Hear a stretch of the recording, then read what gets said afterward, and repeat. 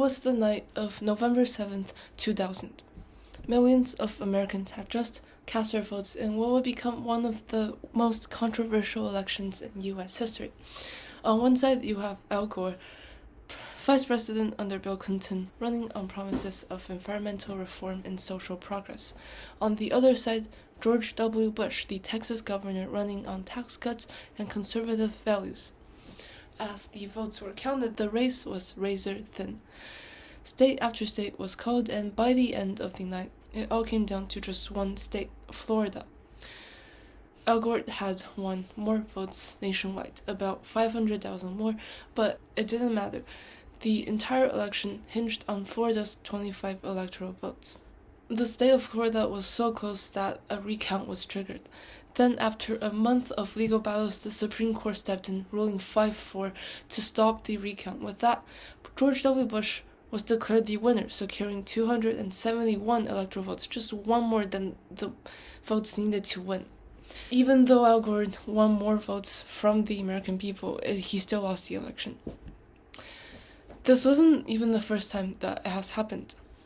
It had already occurred 3 times before this election, and it would happen again in 2016 when Donald Trump lost the popular vote to Hillary Clinton by 2.8 million, yet he still became president.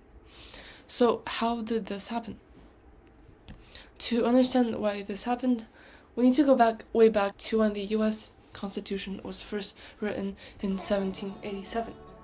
At that time, the country was very different. Most people lived in small rural communities, and communication was slow. There were no phones, no internet, no postal service, so many of the founding fathers believed that everyday citizens wouldn't have enough information to make an informed vote. So they came up with a compromise in the Constitution.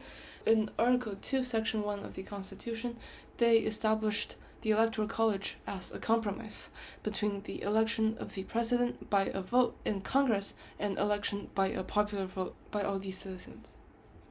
How it works is that each state gets a number of electoral votes based on its representation in Congress. That's 2 senators, meaning 2 electoral votes guaranteed for each state, in addition to its number of people in the House.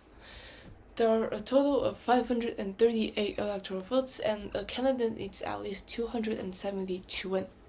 When you vote for the president, you're actually voting for a group of electors who have pledged to vote for a candidate on your behalf. In 48 out of the 50 states, with the exception of Maine and Nebraska, it's a winner-takes-all system on the state level. So meaning if a candidate wins a state by just one vote, they get all the electoral votes for that state. And that's why candidates don't really need the majority of votes nationwide. They just need to win the right combination of states to win. Yeah, there are some flaws with the Electoral College. The main thing is just that popular vote doesn't always win. We've already talked about the 2000 election and 2016, but this had also happened in 1824, 1876, and 1888. Since there's been 60 elections and this has happened 5 times, it means that in 10% of US elections, the candidate with the most popular votes have lost. Also, swing states take control of everything. Because it's a winner-takes-all system in the states, some states like California and Texas are guaranteed to be blue and red respectively, while swing states, which are states that could swing either way, are the ones that really matters. When a president tries to campaign in a state, they're going to go for the swing states because that's where they can actually change who the states are voting for, right? So because they campaign more in those states, the smaller states like California and Texas don't get that much attention. Another thing is that some electoral votes matter more than others. For example, a vote in Wyoming is worth almost 4 times as more than a vote in California. Wyoming has 3 electoral votes and California has 54. And it might seem like a big gap, but also if you look at its population, California has like 40 million people and Wyoming has however much, I don't know, I'm going to put it up here.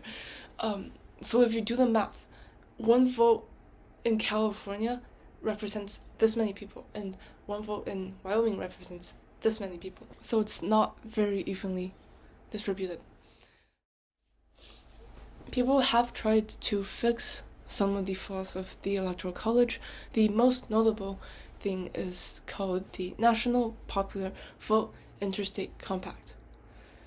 Yeah, I got that right. Okay. This is an agreement among states to award their electoral votes to the winner of the national popular vote, but it only takes effect once enough states have joined in to reach 270 electoral votes to win the majority. As of now, 17 states plus Washington D.C. have joined, totaling 209 electoral votes.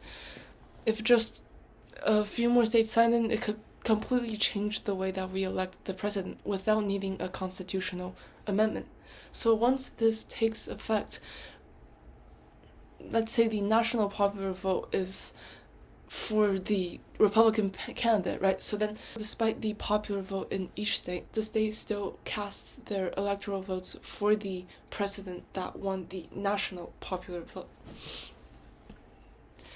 There are other alternatives, for example, just completely changing the voting system to ranked choice voting. That's a whole separate topic, or people proposing to make the electoral votes proportional, which might take more effort to install. Okay, so that's basically the video.